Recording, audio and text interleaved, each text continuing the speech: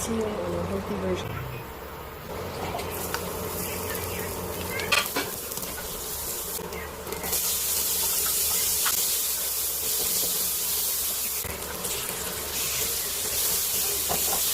Ilang natin today ay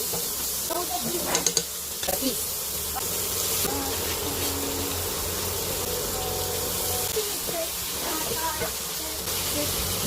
Gili.